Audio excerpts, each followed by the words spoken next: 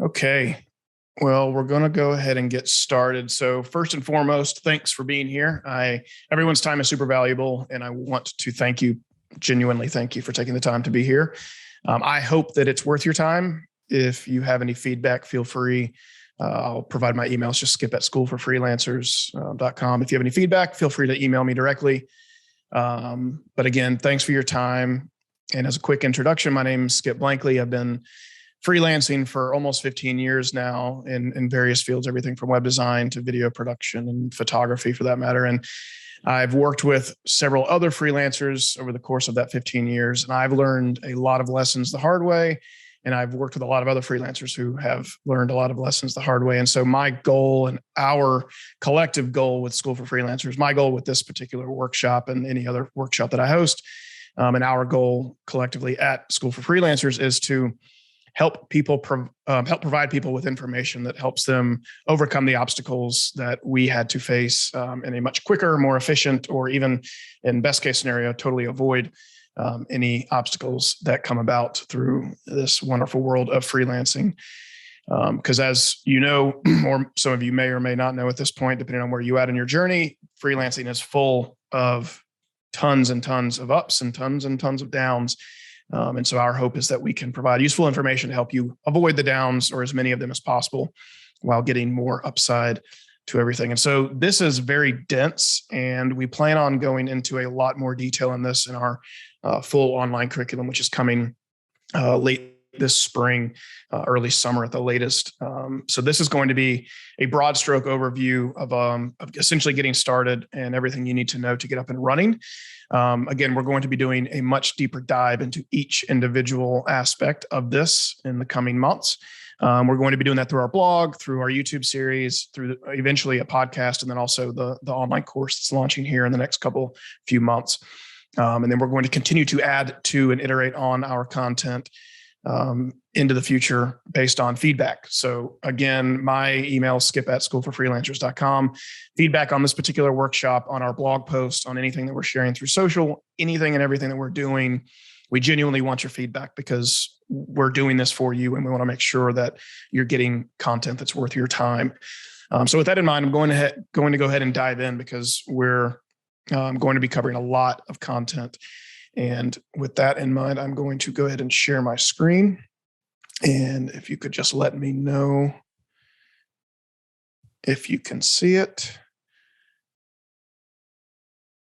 Someone could just let me know and confirm that my screen is now visible. Should be seeing a slide with the title of this workshop. If someone could, perfect, awesome. Thank you for the feedback. Okay, again, if any questions pop up throughout this, feel free to chime in the chat. I will review it at the end, and then we'll also open it up if you want to ask any questions in person. We'll do that as well. So with that in mind, again, my name is Skip Blankley. I'm the program manager here at the School for Freelancers. This particular workshop, again, broad stroke overview of anything and everything you would need to get started. I mean, when I say everything, that's in quotations because there is no way to cover absolutely everything, but we want to at least give you a foundation to get started or even take things to the next level as a freelancer. And perhaps even if you've been doing this for a while, I can certainly say with confidence that there are things in here that you would find useful as well. So with that in mind, let's dive in. So getting started. So we're going to define what freelancing actually is. Is it right for you? Getting organized, how to maximize productivity, and prioritizing your health, find your tribe, and getting ready, getting set up for success. Each of these elements is a huge piece of this, and this is one of 3 sections. And so this is not everything we'll be covering today, but this is the first section. So I'll dive right in. So with that, what is freelancing? There's a lot of misconception out there about what freelancing is, but ultimately it is trading your time and money for something that you are really good at. And you don't have to be really good at it when you get started. I can tell you from experience, when I first started freelancing, I was actually not that good. I wasn't terrible by any stretch. I definitely did everything I could to build my skills before I was ready to start selling those services. But I was not by any stretch of the imagination really good at what I was doing. It's a point at a certain point, you will get really good. And the more experience you have, the more time you spend with your clients, the better you will get. But I will dive into that in more detail in a bit. Is it right for you? And I say this with all seriousness. We've gotten a lot of feedback over the years, and I've worked with a lot of freelancers over the years that are struggling with everything from getting paid to outright depression and everything in between as a result of, or at least to some degree, a part of their freelancing journey. And I can tell you this from experience. The ups and downs are one hell of a roller coaster, and it is very tough at times. And it's also quite fun at times. But I say this, that you need to be prepared mentally, emotionally, and financially. The mental aspect, I would highly recommend everyone getting into, and we'll cover a lot of this stuff in more detail later. But for me personally, and we covered this in the Setting the Goals workshop that we hosted back in January, meditation, exercise, and eating right have helped me maintain the proper mindset for my freelance journey.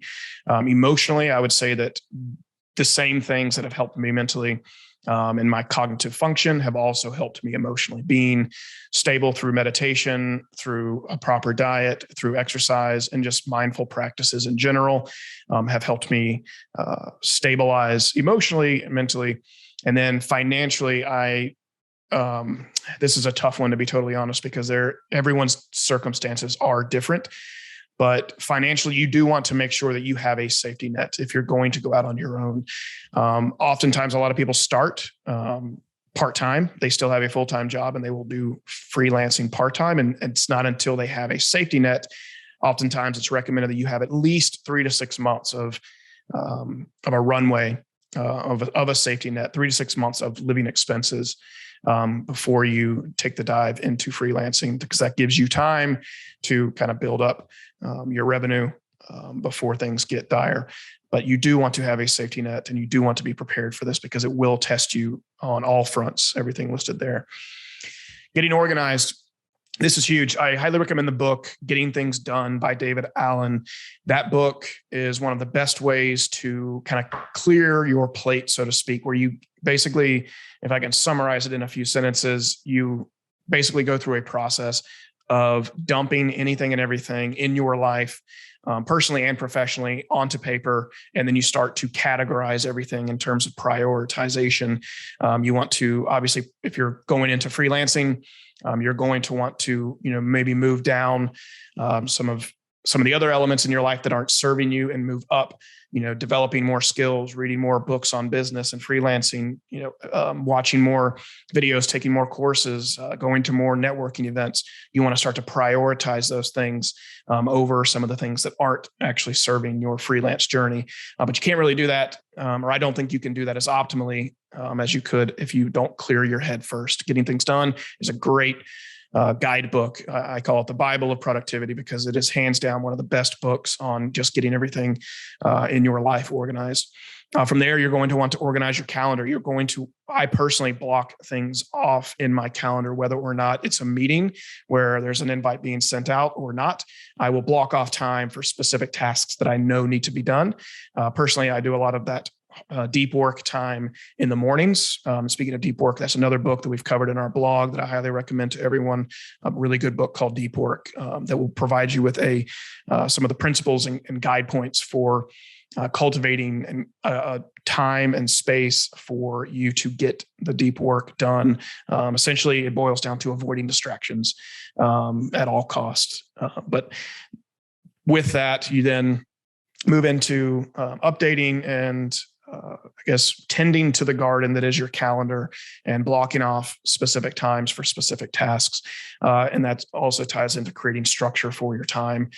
You need to structure your time. You need to have I wouldn't say you need this, because everyone is different, but I know it has worked for me. And in speaking with dozens of other at this point, hundreds of other freelancers over the years, I can say with confidence that creating a structure for your time, blocking off your calendar, and setting a routine around your work, specifically, even more importantly, a morning routine, just so that a lot of the decisions about your day have already been made. You go through your process, you know these 5 things need to be done before you sit down to work. You do those things, then you sit down to work with a clean slate, a clear head, ready to focus on the tasks at hand. Moving on to maximizing productivity. These are some pieces that have worked really well for me. The Pomodoro Technique is, Pomodoro is Italian for tomato. And I cannot remember the gentleman's name that actually came up with this method, but he took a tomato timer, which was one of those old school oven timers that you turn the knob on for 10, 15, 20 minutes, 45 minutes, whatever the case, and it just ticks down until it ends, and then it has a ding, and then that's the end of the 20-minute session. And so he originally coined this technique through the use of that tomato timer, where he set it for 20 minutes, and for 20 minutes he would not touch anything, not think about anything, not do anything other than what he was focused on in that moment. Whatever task that was, whether he was, fixing a broken something around the house, or he was working on something related to work, or whatever. It was cooking lunch for that matter. He did not do anything else except what he was focused on in that moment. And I've applied this over the years. I personally use a 40 minutes on and a 5-minute off rule, in which for 40 minutes, I am working on one specific task. I am focused on it. I'm not checking Facebook. I'm not checking my phone. I'm not letting any distractions come up. If something does come up in my head, I jot it down on a notepad and I put it aside. I don't think about it again until the time is right.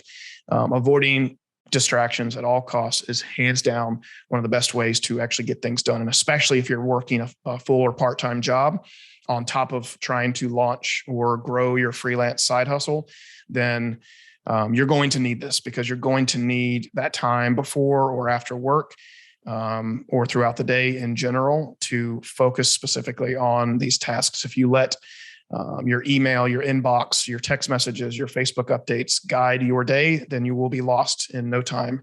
And a year will have gone by and you would have made very little progress on your side hustle or your full-time career as a freelancer. So I cannot stress that enough. Another thing I cannot stress enough is prioritizing your health. If you don't feel well, your work will suffer, and there are no paid sick days when you're a freelancer. If you're not taking care of yourself and you had to take 2 to 3 days off because of a cold, because of a flu, because of anything for that matter, then you're not going to get paid, unfortunately.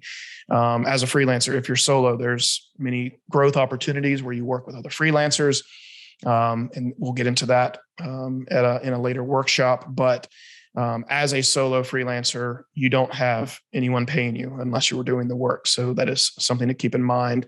And also, going back to what I mentioned previously, if you prioritize your health, if you're exercising regularly, eating well, drinking plenty of water, all the things that they tell you to do, then you're going to feel better. Your focus will be better. Your productivity will go through the roof. I cannot recommend taking care of your health more. Finding your tribe.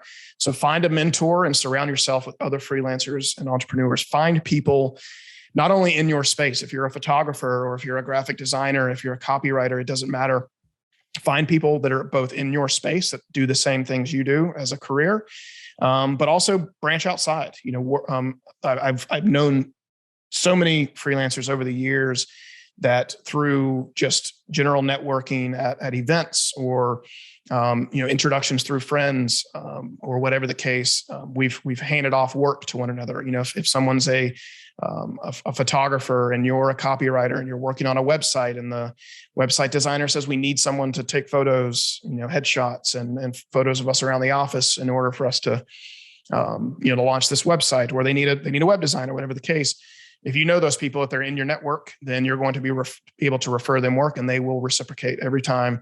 I've very rarely sent someone work and not been either compensated, just flat out commission for that referral, or had it come back to me from a referral from them.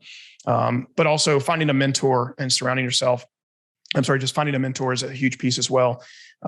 With a mentor, someone who typically you want to find someone, we're going to dive into, again, each of these in depth, but if I could give you the 20% that's going to yield the 80% of the results for you, I would say when it comes to finding a mentor, find someone that is about 10 years ahead of you in the same career field. Someone who has enough free time. They're well off enough. They're doing well enough in that specific field that they have, 20, 30 minutes every few days or once a week or once every couple of weeks, even if it's just a lunch or a quick chat with them for an hour every couple of weeks, once a month. It's a great way to bounce ideas off of them, to get feedback on what you're working on. And you're not going to get better advice than from someone who is where you want to be in 10 years professionally. I can tell you that from experience. I've had several mentors over the years, some of which I've had for over 15 years now, some of which I've literally had for almost 20 years.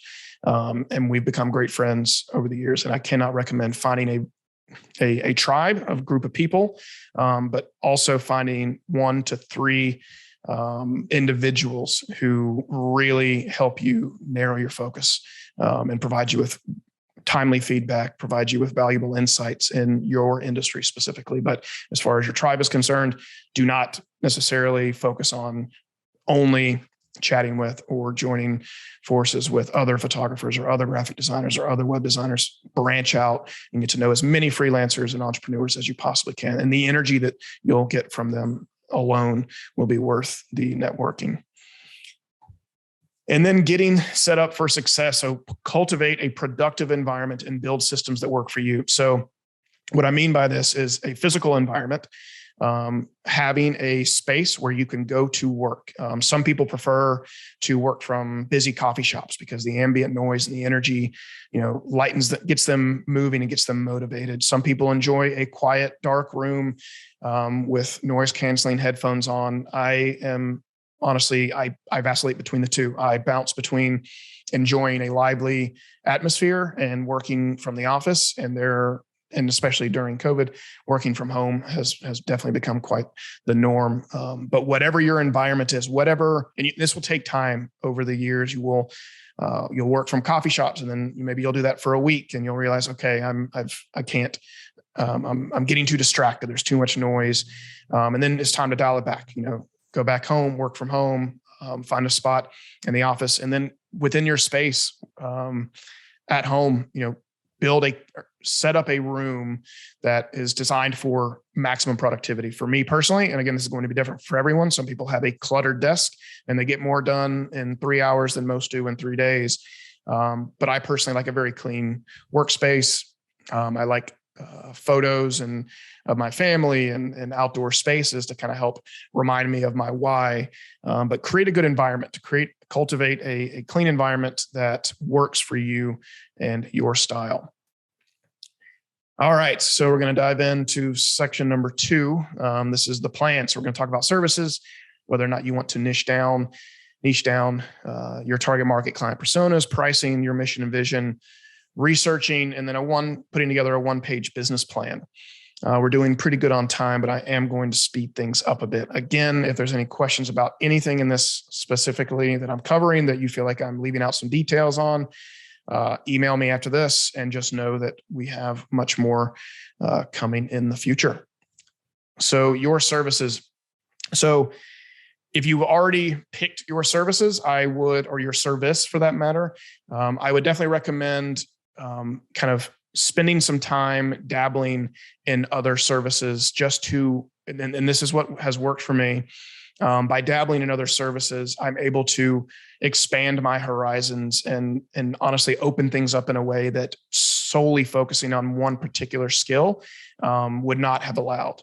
If you're into, copywriting, look into copy editing, and if you're in graphic design, and you want to specialize in logos, maybe do banner design, maybe do brochure design, business cards, et cetera. Dabble in your space. If you're wanting to be a wedding photographer, dabble in corporate headshots, do some architectural photography, just dabble within your space. To help expand your horizons. And what I've seen over the years for me personally, and I've seen this with other freelancers, is the more time you spend expanding your horizons within your space, within your field, the more you're able to think outside the box and get so much more creative in what it is that you're doing. And so I highly recommend branching out a bit. But when it comes to picking the right, and I guess that was advice for anyone that's already kind of niched down on a specific service. But if you haven't picked a service yet, one of the best ways is just to ask friends, hey, what is it you think I'm really good at that could lend itself well to offering a product or a service to a company. And if you have a specific background, I personally spent several years working in the service industry. And one of my first businesses was offering social media management and web design specifically for restaurants because I had experience in that space. And then I began to move into marketing and move into web design. And so I started my first business offering those services specifically to restaurants, just because, again, I had several years of experience working in the restaurant industry. But asking your friends what you're really good at. And then also, obviously, what do you enjoy doing? If you really enjoy photography, or if you really enjoy graphic design, if you enjoy art, whatever it is, kind of find opportunity within that. I would highly recommend everyone just going to Google and literally just doing a search for if I'm a, graphic, or if I enjoy art, what would be a good freelancing approach? I've actually found a lot of really good information, and we actually plan on putting together a lot more in-depth information on this as well. But there's a ton of information out there if you just do a quick search, but you're going to want to do something that you're already good at. You don't need to be great at it. Again, you don't need to be the best in the world. You don't need to be world-class in this. You just need to be good enough to feel comfortable having someone pay for those specific services. And then niching down or not. So it's up to you. And I know that's a cop out for this kind of question, but I can tell you from experience that it is going to completely depend on how you want to approach it. If you want to be a wedding photographer for destination weddings, and because you love to travel and you love beautiful exotic locations, and that's what you specifically want to do, then by all means, dig in to that. If you're just getting started in anything, then I would personally recommend keeping an open mind. Don't niche down at first. Maybe, and if you have not found something that you know you want to do, then just start in a general field and then niche down over time. Again, if you niche down right out of the gate, you could put all your eggs in one basket and realize very quickly that this isn't all it's cracked up to be, and it's not exactly what you wanted. And so then you're back to square one. But if you start by casting a wide net and keeping an open mind as to who you're going to offer your services to, and what services specifically you're going to offer, then the world is your canvas. You have a blank canvas you could choose from, multiple angles and multiple approaches to take in terms of where you want to go. So target market and client personas. So this is very important. Once you've decided on your service and once you've decided whether or not you're going to niche down, you want to find your target market and build client personas because it works. Straight up. It is something that I worked at Best Buy in my early 20s, right out of college. And I was exposed to, for the first time, client personas that they had created. They had created 5 different personas for 5 different types of people who shop at Best Buy. And it was kind of laughed at, to be totally honest, by myself and other people that were a part of the group of people that I worked with, the other employees. But then we started to realize, or at least I started to realize, that learning these personas by identifying the individual traits and personalities of the types of people that you're going to be providing your services for is a really good way to create a user experience for that person. As an example, one of the personality types was Buzz, was his name or her name. But it was a college student who is all about the latest technology. They had some disposable income. They were a college student, so they didn't have a ton of it, but perhaps mom and dad were giving them an allowance to buy the latest tech. But they were into cool music. They were into all the latest technologies. And this was in the early 2000s. So we didn't have, quite the technology we have today. But at the time they were into all things, home theater systems and the latest and greatest in computer technology, et cetera. And by knowing that person and knowing what kind of objections they may have whenever I'm recommending a specific product or service to them, because I know, Buzz tends to like these things and dislike these things. The easiest way to convince them that this is something that they need is by taking this approach or that approach. And by mapping that out, by creating a user experience and just imagining yourself having a conversation with these individuals and knowing their personality traits, you're able to, again, foresee objections. You're able to know exactly what it is that they want and speak directly to that and not waste time trying to sell them on something that they're not going to be interested in. This takes time, and it's something that we're going to cover again in more detail at a later date on how to put these personas together. But identifying who you're going to be, what industry you're going to be selling to, and then the individuals within that industry, the types of people you're going to be selling to, getting to know them, their likes and dislikes is going to be hands down one of the best things you can do before you get started with sales or trying to sell your services. So pricing, this is pretty simple, honestly. I think a lot of people put way too much effort, or I wouldn't even say way too much effort, but just way too much thought into coming up with the perfect price. I do not think that there's a perfect price. I can promise you, even after doing this for 15 years, I still will price something and then I realize, well, crap, I probably should have price this a bit higher because I'm realizing now that I've gotten into working on this specific project that I did not foresee this particular thing coming up, and now it's become an issue, but I've already quoted them on this price. And so now I have to stick to it and I have to eat that time and reduce my hourly rate ultimately. But I can tell you, again, that's 15 years in and that's still happening. It's going to continue to happen. Unless you're focused on one very specific service with one very specific target demographic and one very specific niche, as you continue to expand your services, you're going to run into that issue. But one of the best places to start is just to research.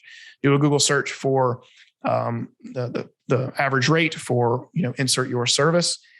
Go to visit your competition's websites and see if they have any pricing listed on their website. If they do, then use that as a price point. But also if this person's been, if you're just getting started and this person has been doing it for 20 years now, and they've worked with Fortune 500 companies, then there's a good chance that you're going to want to come in at a lower price point. But I would not worry about underpricing what it is that you're doing. I would just find what's comfortable, what's best for you, and then just set a price for a specific service. And then based on that, the performance that you, and track your time, obviously. And when you're done with the project, if everything balances out and you're pricing based on the project, which I actually do not recommend pricing per hour. I would actually recommend having a price sheet that's associated with the project and just getting to know what it is the client actually needs you to do. And then just providing them with a price for that specific service rather than going hourly.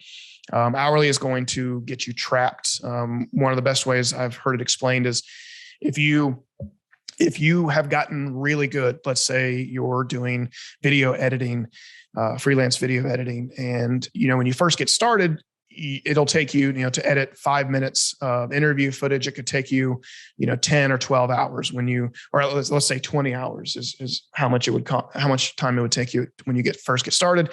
But after doing it for 5 or 10 years, you're able to edit that video in 6 or 8 hours or 4 to 6 hours. Basically what you're doing is, if you're still charging the same hourly rate, then ultimately you are going to be devaluing yourself in a pretty big way because you've spent all this time, effort, energy, getting as skilled as you are and able to reduce the amount of time you have to spend on something. And you shouldn't be penalized for that. You should actually be rewarded for that. So pricing based on project versus hourly. And if you do price hourly, make sure that you're getting what you are worth. And that's going to change over time. Your worth will, how much you're worth to the client is going to change over time. So your mission and your vision. So keep your mission and vision for your career close and revisit it frequently. I personally journal every morning, and at the top of my journal, I have a series of quotes and my mission, my vision for my business and everything I'm working on, and just a few things to remind myself what I'm grateful for and what I should be focused on. I see that every single morning, almost every single morning. I definitely am not perfect in getting to my journal without fail every single morning, but I can tell you that I'm about 90% success rate on that front. But I do see what it is that I need to be focused on, my mission and my vision for my businesses. I see that every single morning, and I highly recommend you do the same. It's going to keep things in perspective. So research. This is something I've been in marketing for several years. And one thing that I've gotten really good at, and I've seen work really well for a lot of other people, is reverse engineering what successful companies or people have done.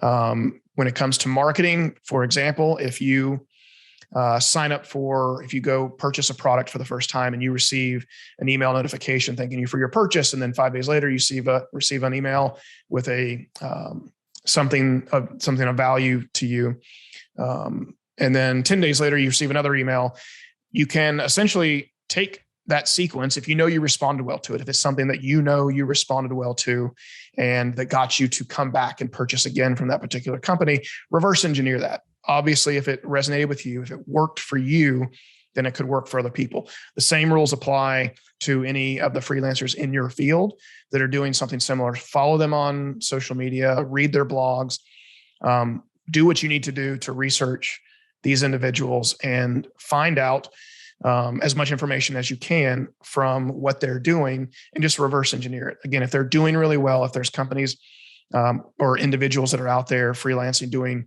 amazing work, and you see their portfolio and they're just killing it time and time again, take notes, review their website, review their blogs, review their portfolio, and just take notes and learn from that. Success leaves a paper trail could not be more true and more applicable than it is these days, because there's the information you need is everywhere. So with all of this in mind, I do not actually recommend business plans in the traditional sense. What I do recommend is a one-page business plan. Just map out everything we've discussed so far on a one-page Google Doc or a Word document. Write it out. If you like pen to paper, then by all means, write this out. But don't go over a page for now, because when you start digging into too many details, then in my opinion, in my experience, you begin to narrow your focus too much. You want to keep, when you're first getting started, you want to keep things narrow. If you've been going at this for several years and you feel like you're too broad and you're still you're all over the place with what it is that you're offering, then refine the business plan even further. Write a one-page business plan based on everything you know so far. I also recommend revisiting this every quarter, every 6 months, but at the very least once every year. I would actually recommend. When I say revisiting it, what I actually mean is rewriting it, reviewing it, and then revamping it amending it in any way that's useful, because your business plan is going to change. But I recommend doing that at least every year. I honestly recommend once a quarter. But for now, once you've written this business plan, I would actually review it once a week, or at the very least once a month, and just review it, just read over it, make sure that everything that you originally set out to do is still top of mind. It's still, you've still got everything kept in perspective in a way that keeps you moving forward. All right. So I still want to leave time for questions. And so that leaves us about another 12 minutes to get through this. There's a lot here. This is very dense, but again, feel free to email me after this, or anytime for that matter. And I'm happy to provide any additional details if I skipped over something too quickly. All right, so we're going to start with sales. A lot of people that I've worked with over the years, myself included, I was very shy at first. I did not, especially for when you first get started, it is difficult to ask someone to pay you for something you've never been paid to do before. Even if you've been doing something for several years, Sales gets easier with time, but it's still not, unless it's really something that you enjoy doing. In my experience, most freelancers don't enjoy the sales process. They more so enjoy the art and the act of doing what it is they're doing, that whether it's photography or graphic design or anything in between, they enjoy that much more so than they do the sales process. But I can tell you though, that without sales, you don't exist. Your freelancing career does not exist. I won't say you don't exist. Obviously you exist. So I would start every time, start with people you know. And this is also something that you can revisit, whether you're just getting started or you've been doing this for 10 years, revisit this list, because starting with who you know, I do this all the time. When I see the pipeline kind of dip a little bit, then I start reaching out to friends and clients that I've worked with in the past and asking first if they are interested in any other services we're offering, or with new people or with people that I haven't worked with just friends. You're reminding friends and family members and existing clients, what it is that you do. Because you'd be surprised. You can be knocking on someone's door trying to sell them for 6 months or a year. And then if you go silent, for 6 months or another year, you'll see, oh crap, they just redesigned their website, or they just had new headshots taken, or they just had a video produced. They just got a new logo designed. And it's not because they didn't like you. It's oftentimes because they forgot about you and someone else just happened to be top of mind for them the moment they were actually ready to make that decision. So by starting with your friends and reaching out to friends and family frequently, don't be annoying, obviously, but reach out often enough and remind them. Don't be afraid to ask for help. Say, hey, I've been freelancing for 6 months now, and I see, my pipeline is getting pretty thin. I could really use some help. If you know anyone that needs, some graphic design work or whatever the case, then don't be afraid to ask for it. Practicing your pitch is huge. I cannot recommend this enough. Practice it with friends. Here in Atlanta, we have what's called pitch practice, where it's actually both virtual and in person, where you basically go around the room. It's a bunch of other freelancers and entrepreneurs. Everyone goes around the room and pitches what it is that they do. And then they get feedback from the other people in the room. I highly recommend. There's meetups that actually do the same thing. You can find them online. This is actually something we plan on incorporating at a later date as well. But for now, just pitch it to your friends, pitch it to your family members, often pitch it to other freelancers, because I think some of the best feedback you're going to get is going to be oftentimes friends and family are just going to say everything, that sounds great. That's awesome. Well done. Pat on the back. But other entrepreneurs, other freelancers, other people in the business space are going to provide much more constructive feedback. They're going to ask you to dig in on more details as to what it is that you do, or further refine your pitch in a way that makes more sense to someone who may have no clue what it is that you offer. Be persistent, but not pushy, as I mentioned earlier. Being persistent you'll know the moment you've breached persistence and moved into pushy territory. Oftentimes you'll get feedback from the person you're pitching saying, okay, I've heard from you too much. We're not interested right now. They'll either tell you that they don't ever want to hear from you again, or they'll say, reach out in a month or 6 months, or, reach out in the fall when we're, reevaluating our budget, whatever the case. But do not be afraid to continue to send emails. I cannot tell you how many times I've worked with freelancers who are worried about their sales and worried about the number of leads they have and the amount of work they have. And then I ask them what their pipeline looks like, and they say it's really healthy. I've sent, over the last month, I've sent 10 or 12 or 20 emails. And then I ask, well, have you followed up? And sometimes they say no. They literally will send a cold email, but not send a follow-up email.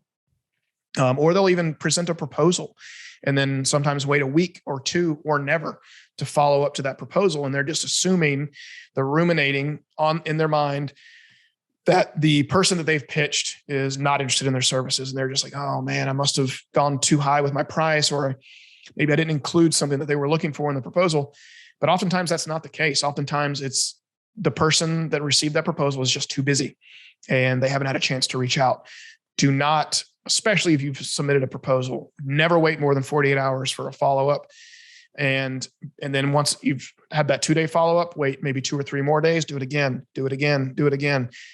If you've submitted a proposal, they owe you the common courtesy of at least letting you know that, hey, they've decided to go another route or whatever the case. But I can tell you from experience, as someone who has been pitching and been pitched to for 15 plus years now, it's actually if I receive a proposal and then they don't follow up and it's been 2 weeks, then oftentimes I don't bother reaching out to them again, because if they're not persistent enough and not organized enough and not structured enough to follow up with me, then maybe I don't want to work with them. And so again, until you get a hard no, keep being persistent. But again, stay organized. Organizing, if you're going to be persistent, if you're going to have multiple, proposals and multiple people that you're pitching to, you're going to have everything organized. We use Pipedrive. I've been using it personally for like 10 years now. It is a very affordable pipeline sales CRM. There's actually a blog. If you go to the School for Freelancers blog and just search for Pipedrive, there's actually a link in there where you get I think a 14-day free trial, but it's $18 a month for the starter package. And it is hands down worth every penny, because it will help you stay organized and help you close more deals. And for $18 a month, you land one more sale, every quarter. That's once a year for that matter. As a result of this software, it's paid for itself and then some. So that's one of the best ways to get and stay organized. Marketing, and I've realized spent a lot of time on sales because sales is important. But when it comes to marketing, the long and the short of it is always be creating and share what you create. Marketing is nothing more than spreading the word about your business, right? And in this day and age, through social media, through blogs, through workshops like this, if you're creating content, if you're a photographer and you're constantly posting on Instagram and Facebook the photos for the projects you're working on, posting links to articles you've written as a copywriter, whatever the case may be, whatever it is that you do, create. And if you don't have clients right now, go create for free, go create for yourself, and then just publish that content, get it out as much as you can. Use hashtags. I'm not going to get into the best practices when it comes to social media marketing or email marketing or blogs, et cetera, SEO. But what I can tell you is that it all starts with creating content. So no matter what it is that you're doing, create, and publish, get it out there as much as you possibly can.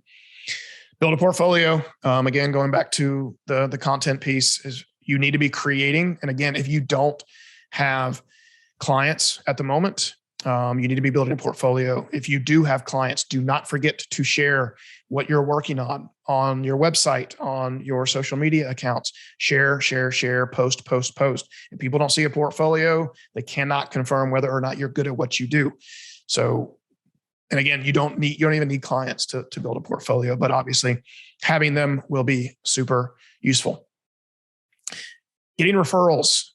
I cannot recommend how important this is from a marketing standpoint and just from a sales standpoint.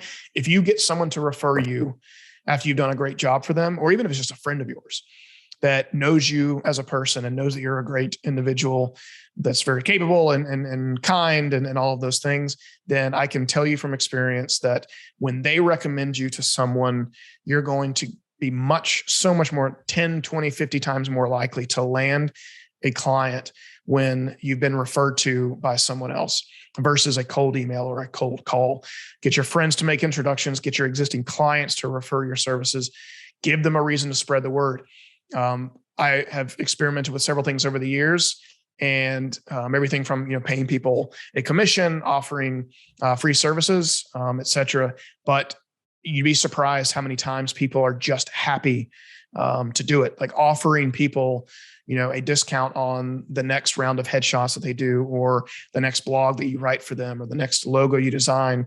Offering them a discount if they can refer you to someone is a good way to break the ice. But I can tell you from experience, even when you ask for that, even when you ask for the referral and you tell them that you'll offer them a discount or you'll pay them a commission, oftentimes they don't even want it. They're happy to make the referral. So ask for referrals. Do not be afraid to ask for referrals. It's hands down one of the best ways to keep the sales pipeline alive. So once we have all of our marketing in place, we know how to sell, we know what services we're offering. This is the stack that I personally use, that we've been using for several years now. It's Google Drive, it's Asana, it's Pipedrive, and FreshBooks. We actually have moved recently to Xero, Xero, for the accounting side of things, but FreshBooks is a great place to start. Google Drive is the best place to keep everything organized. Create a folder for every single project you work on, for every single client. Organize and structure, keep everything in that folder, whether it's the proposal, whether it's the finished product, whether it's just notes from calls and meetings, keep everything there. Use Asana. Asana is hands down, it is the heart and soul of everything I do. It's basically task management software. If you've heard of Trello, it's similar to that. I like it more than Trello personally, but it's just a really good project management software. Every project that you work on, you have everything you need outlined right there in beautiful detail. You set due dates, you attach files. It is hands down one of the best ways to stay organized. I cannot recommend it enough. Pipedrive is what we use for sales. Pipedrive is going to help keep your sales side of things organized and structured in a way that you can't beat. By the way, Google Drive is $6 a month if you use your own a business domain. And I think it's like $2 a month for just like a personal account. But Google Drive at $6 a month. Asana, the free account is all you'll need to get started. I can promise you that the free account will get you plenty far. Pipedrive, $18 a month. And FreshBooks, I think they've updated the pricing recently, but it's somewhere between $10 and $14 or $10 and $15 a month for the package that you need. They have much bigger packages, but you don't need that as a freelancer. But having a solid stack in place is hands down one of the best ways to stay organized and stay on top of everything you're doing. So resources, keep all of your resources organized. I personally have, for every project, I have everything that is print or tangible. It goes into a very specific place in a very specific folder. But at this point, 99% of what I do is digital and online. And so that is where everything goes into Google Drive. Everything goes into a Google Drive folder labeled the title of that project. And then when it comes to bookmarks and saving resources, I personally just use the old school bookmark bar in Google Chrome. I will create a folder in the bookmarks bar for everything that I'm learning about or everything that I'm working on. And your folder structure will vary depending on you, but I personally have project folders for every project I'm working on. If I know that if I'm reading a blog post about, the best way to do X, Y, or Z, and I know that as I'm reading it, I know that applies to one particular project I'm working on, then I'll save it to that project folder, or just creating a general resources folder and dumping everything in there. But stay organized, because you're going to come across resources.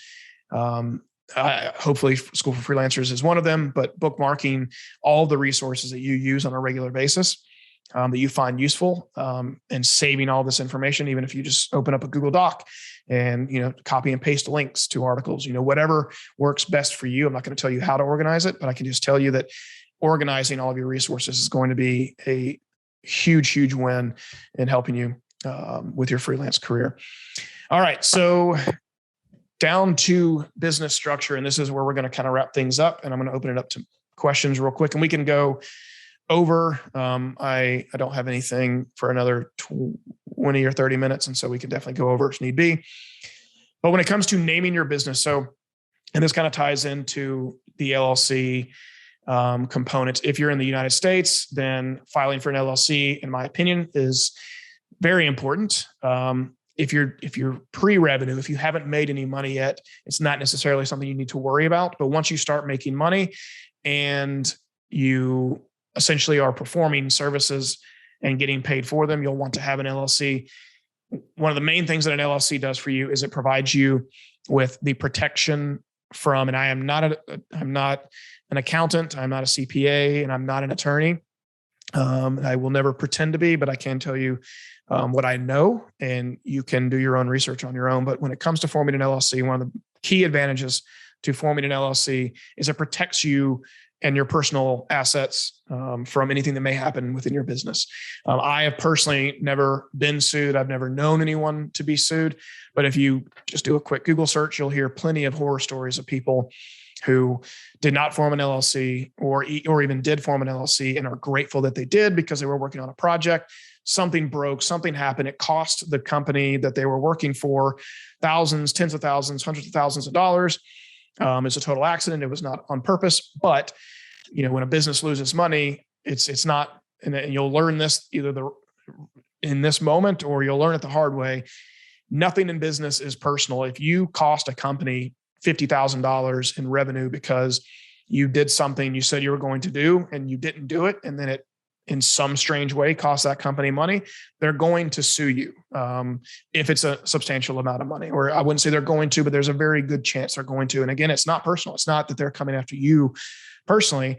They just need to get their money back. And they know that the person who cost them that money is you.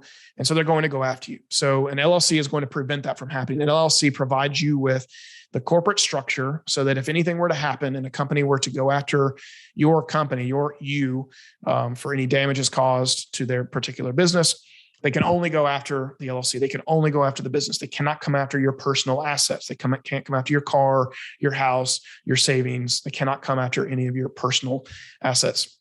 Whereas if you did not have an LLC to protect you from that, then they could. I don't say this to scare anyone because, again, I've been doing this for 15 years. I personally have not been sued and I don't know anyone who has, but these things happen. So forming an LLC is important. And then going back up to naming your business, you're going to want to name your business before you form an LLC. If you wanted to just name your business, your last name LLC, or your last name Ventures, or your last name Photography, your last name Design, LLC, that's fine. I personally would come up with a business name so that it is separate from you, because if you do end up growing from freelance into a small company and you hire people, you don't necessarily want your name to be tied to the business entity itself. But that's just a personal preference. It's totally up to you. And you can also change. You can also add and form another LLC and restructure everything down the road. But for now, I recommend everyone forming an LLC. And then, and again, the name of your business, it does not have to be perfect. You do not have to decide on it right away. Just again, naming it your last name plus the service you offer is a great place to start. Or if you just want to get creative and come up with a cool name, do that as well. Set up your domain and emails. This is a really good way to look very professional right out of the gate. If you just buy a domain and put up a splash page that says coming soon or has a few portfolio items using something like Squarespace, or we personally use WordPress for everything we do, but something like Squarespace for a nominal fee, you can get a quick portfolio up, or at least get a coming soon page up on your domain. But what it also allows you to do is set up your name at your url.com. This looks a lot better when you send a proposal versus having your name at Gmail, or your name 52789 whatever at gmail.com. Doesn't look professional and isn't going to look good, especially if you're pitching to larger companies who want to work with an established entity, even if it is just you as a freelancer. When it comes to taxes, you're not paying your taxes. You are paying your taxes. You're not having your taxes removed from your check every month. The company that you work for is going to be removing the taxes from your paychecks every week or every other week. And that's not going to be happening when you are freelancing. And so you are now responsible for paying your own taxes. Again, I'm not an accountant. I am not a CPA. I would recommend talking to one sooner than later. You can at least get tons of free advice on YouTube and just by doing Google searches, but find a local CPA and just have a conversation with them and say, hey, look, this is what I'm wanting to do. I'm a freelance photographer. I'm a freelance whatever. I would like to, at least entertain the idea of working with you. What do you recommend I do?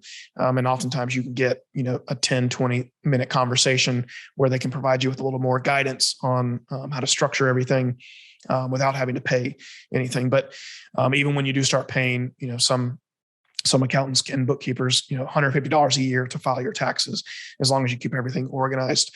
And also when it comes to taxes, keep everything organized. Save every single receipt that you spend money on. They are tax deductible if it's a business related expense.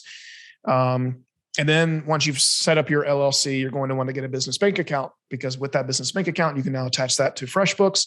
And then at that point, you're able to send invoices, receive payments using PayPal or Stripe once you've linked that to your FreshBooks account. But Again, we will go into a lot more detail on the specifics of how to structure your business, but these are the main points to me. These are the top 4 or 5 items that you need to be focused on out of the gate as soon as possible. As soon as you're making money, these things need to be taken care of. And that wraps things up at this point. I've left 1 minute officially for questions, but I still want to open it up to questions if anybody has any. But before I do that, I do want to encourage everyone again. You could email the general email address, or you can just email Skip at schoolforfreelancers.com. And if you have any questions, and I would also encourage anyone and everyone to join us on Facebook, on Twitter, on Instagram, and on YouTube. We have a lot of YouTube content coming soon. And as for the free gift, what I am offering everyone on this call, you'll have to email me, skip at schoolforfreelancers.com. I am offering everyone 3 free months of our freelance community. What we're doing is building a freelance community. It's essentially a forum. We're not using Facebook groups. We'd experimented with that a while back. We weren't all that pleased with it. And to be honest, a lot of people are moving away from from Facebook, myself included. And so we wanted to have an independent forum and community.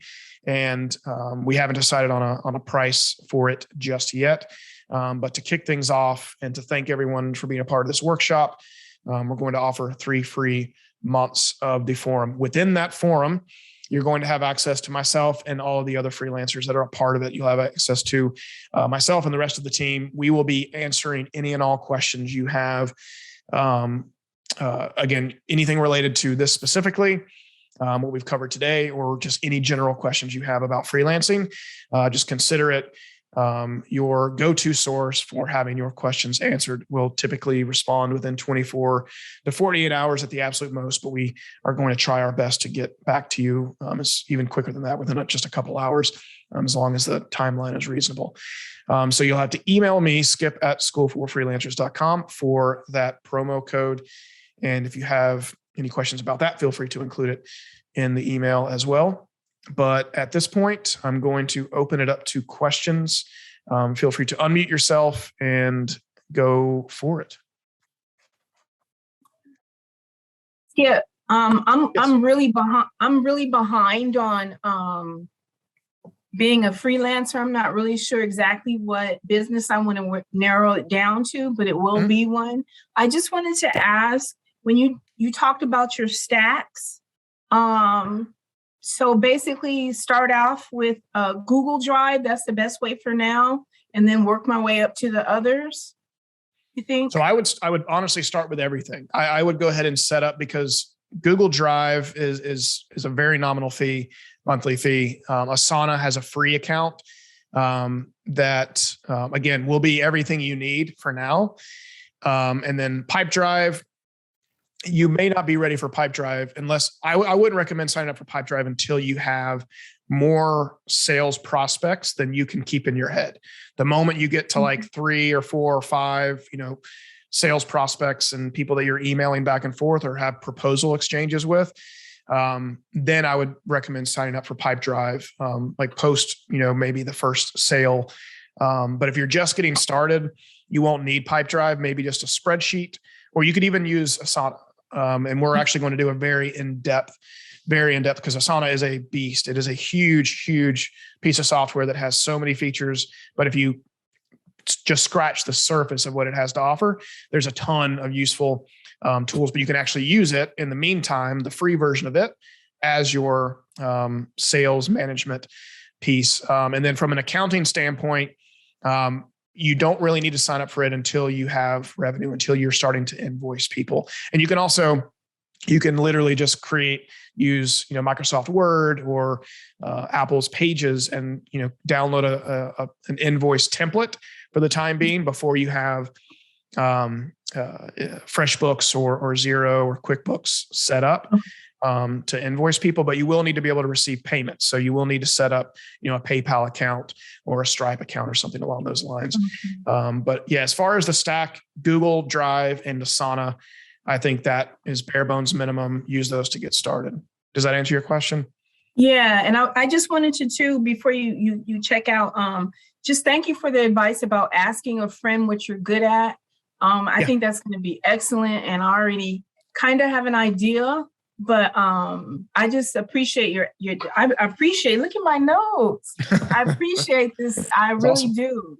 I look forward to everything. So thank you. Yeah. No, absolutely. And we've recorded it as well. And I'll send a link out to everyone. We're going to put this on YouTube. And so you can watch it again and speed things up, because I know I tend to ramble at times, but yeah, no, I'm grateful for your time, and I'm glad you're here, and I'm glad you found it useful. But yeah, if you have any other questions, again, feel free to email me. Let me know if you need anything else. Awesome. All right. Did, I guess, Selena or Jose, do either of you have any questions? Yeah, sure, Skip. How are you, by the way? Can you hear me? Yeah. Hi, I'm doing great. How are you? Good.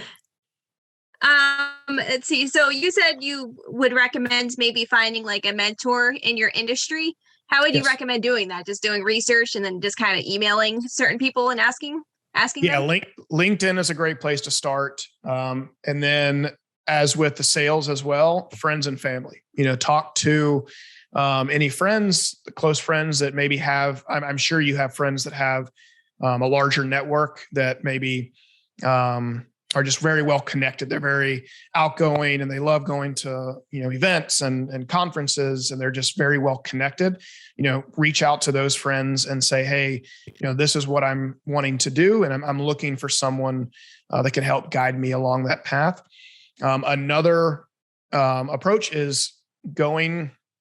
So LinkedIn is a really good place as a search engine.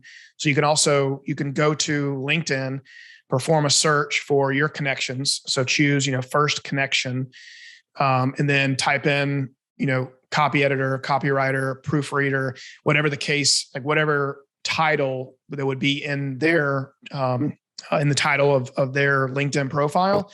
Okay. And then, type in that title and then hit enter for the first connections. And then boom, anyone that's in your LinkedIn network that has that listed as their title will pop up. If you don't see any with the first connection drop down selected, it's somewhere on there. You can choose, second or third. And second is going to be very useful, because if you don't have a connection within your first degree of connections, people that you're directly connected to, if you choose second, then that opens that search in a very big way, because everyone you're connected to, now it's searching for everyone that each of those people are connected to. And then the advantage there is that anyone that is just one person removed from that particular title, then you now have someone that can introduce you to them. You can say, okay, hey, I'm friends with, Sally or Steve or whoever, that I see is that you're connected to through LinkedIn.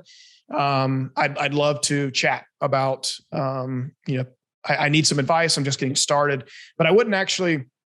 A really good point here that I meant to cover earlier is you don't come out right and just say, hey, I need a mentor. Look at me. You actually you dial things back in a big way and approach them and just say, hey, I'm just getting started, and I see that you've been doing this for a while. I would actually, especially if in the writing space, which I know you're in, like read some things that they've written and then comment on those. Say, I really enjoyed your piece on X, Y, and Z. Oh, okay. And I was really inspired by it. And I'm just getting started in the field. I would love to pick your brain. Do you have 20 minutes sometime in the next few weeks? Happy to work around your schedule for a quick phone call. Don't you want to date before you get married to anyone, right? So if you want to extend that invite to multiple people, and then just see who gets back to you. And I'll tell you this from experience, some people are going to jump on the opportunity. There are tons of people that you'd be very surprised at how excited they get. They're like, oh my God, like, yes, I will absolutely do that, because they can immediately relate to them 10 years ago or 20 years ago. You know what I mean? So they'll be enthusiastic and very excited that you've reached out, and oftentimes even flattered, that because sometimes people, are super busy and they're also mentoring other people, but sometimes they're lesser known in their field and they're not mentoring anyone. And then they're just downright flattered that someone took the time to reach out to them. And so they're going to be super excited to be your mentor. But again, just ask for a 20-minute conversation, introduce yourself, tell them what you're working on, give them a little bit of background information, and also ask about them. Be sure to ask about their background, how they got started. And then just let the conversation just kind of happen organically. Don't really go in with any specific agenda other than to learn more about them and, extract as much information as you possibly can. And then let that 20-minute conversation turn into, a second, third, fifth, 20th conversation. And then just, again, have that first conversation. And maybe by the, 10th conversation, you're meeting, for lunch, on the third Saturday of every month, or meeting for coffee every other Thursday. Just let that kind of naturally evolve, but don't be shy. Reach out to as many people as you can, but LinkedIn's a really good place. Your friends are a really good place. And then just online in general, do a Google search, for other writers or anyone else, for that matter, and just find content that really resonates with you, that you like, whatever it is. In your case, writing, but if it's photography, if it's graphic design, find the people that inspire you, that, and because that is, flattery is going to be one of the best ways to get their attention. Right. Okay. And so, do a Google search, find the people online, find people through LinkedIn, and find people through your existing network.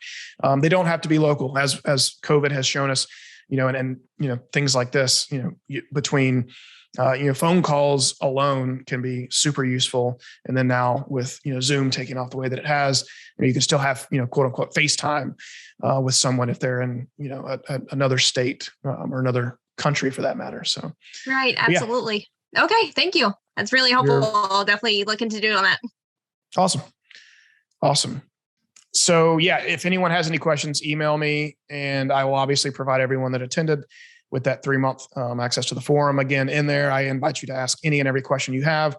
We are happy to provide as much support in helping everyone launch or grow their freelance career. But if you haven't already, please like us on Facebook, Twitter, Instagram, and YouTube. The links to all of those are on our website, which at this point, everyone should know what it is, schoolforfreelancers.com.